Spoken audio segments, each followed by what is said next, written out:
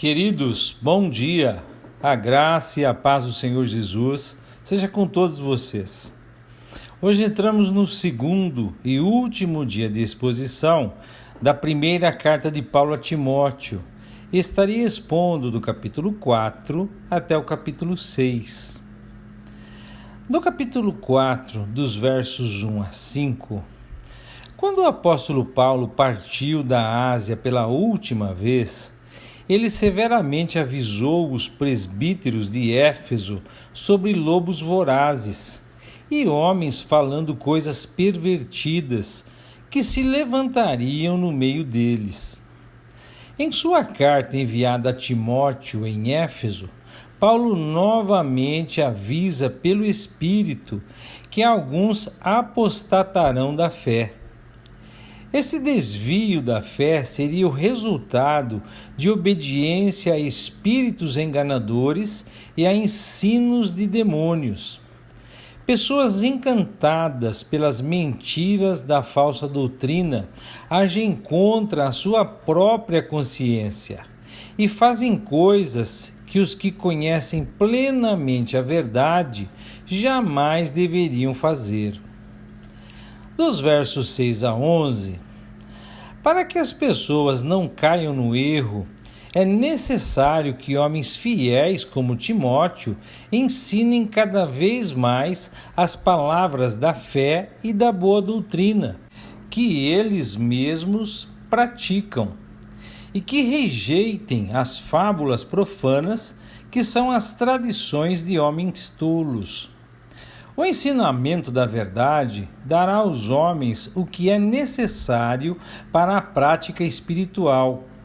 Assim como é necessário o exercício físico para manter o corpo em boa forma, também é necessário exercitar a alma na piedade.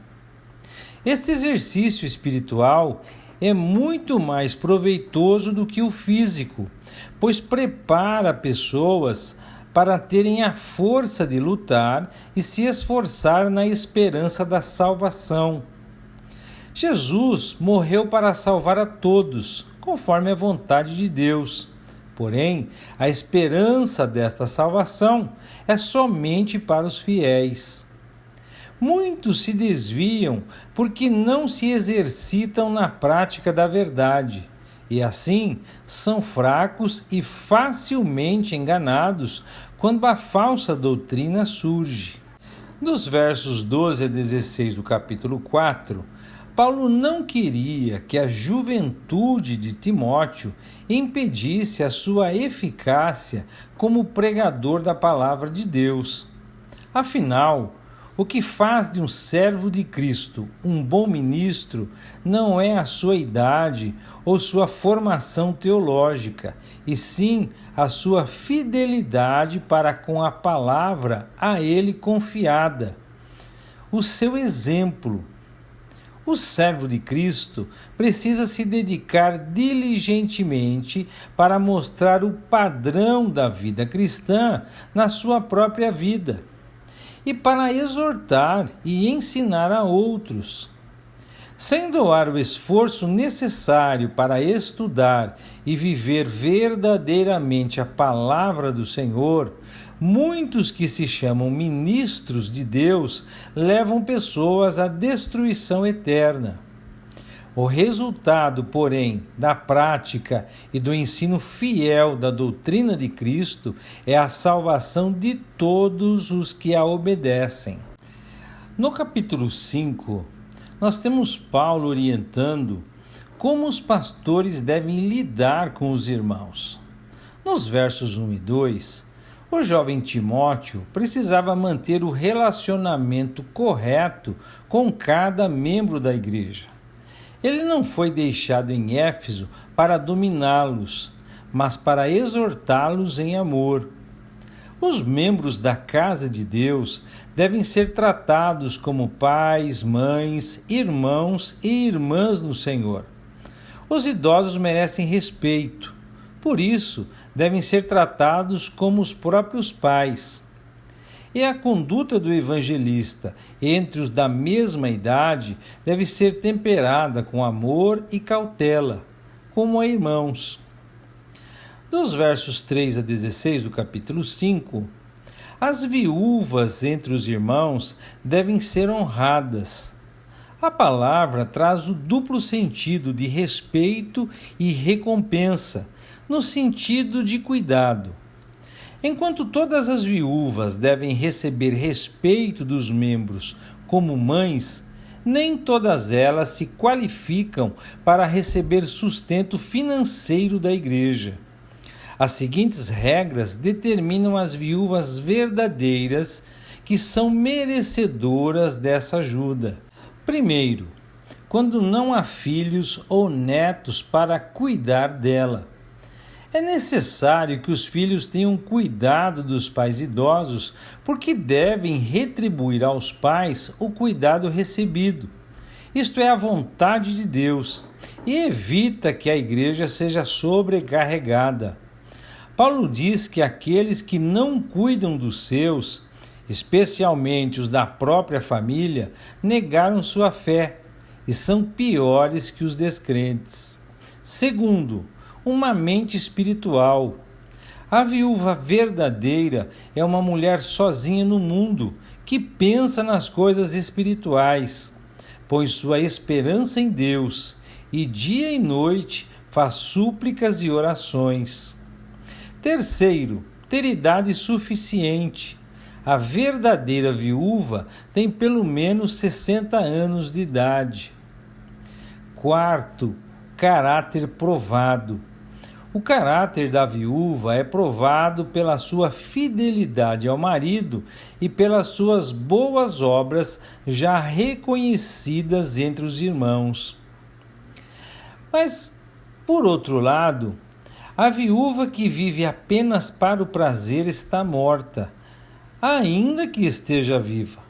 Por isso, as viúvas mais jovens não devem fazer parte desta lista para serem ajudadas, serem assistidas pela igreja.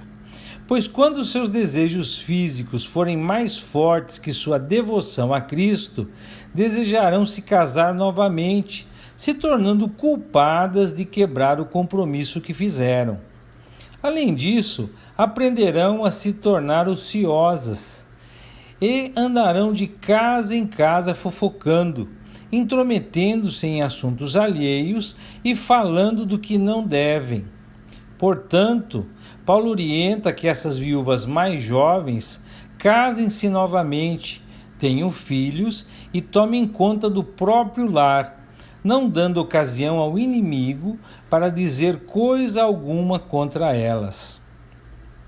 Nos versos 17 ao 19 do capítulo 5, os presbíteros que se afadigam no seu trabalho com a palavra também merecem dobrados honorários pela igreja.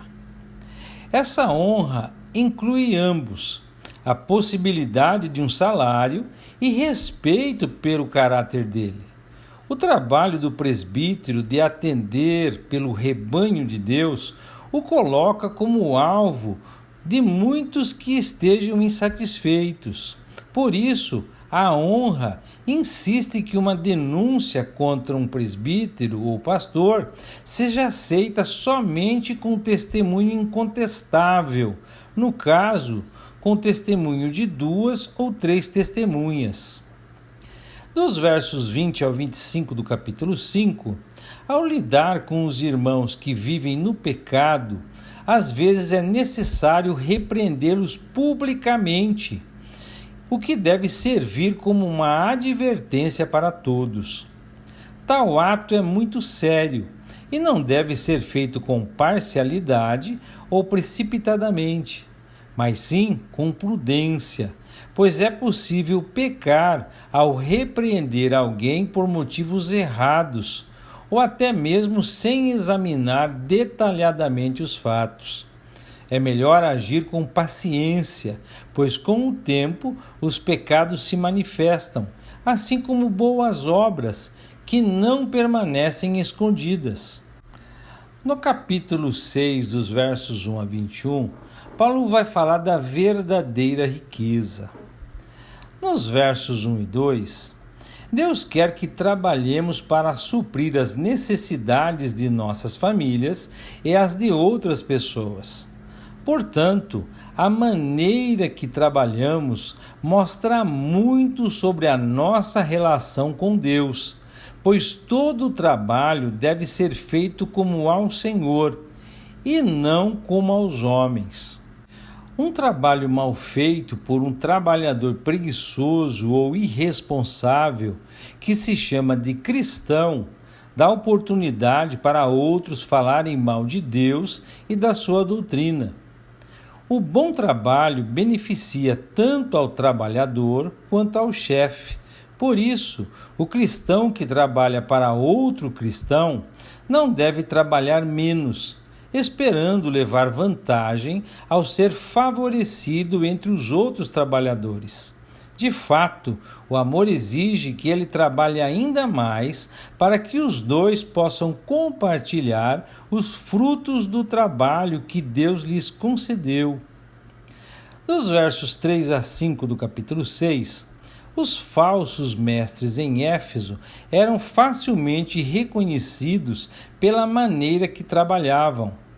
Eles não procuravam um bom fruto do seu trabalho para todos, mas ensinavam o que não era da verdade, promoviam discussões em vez de entendimento e visavam seu dinheiro como o único fim de seu trabalho.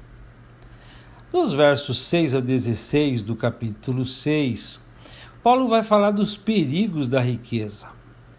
Muitos hoje apelam a Deus em busca de bens materiais. Aliás, conseguiram até construir uma teologia muito conhecida entre nós, chamada de teologia da prosperidade.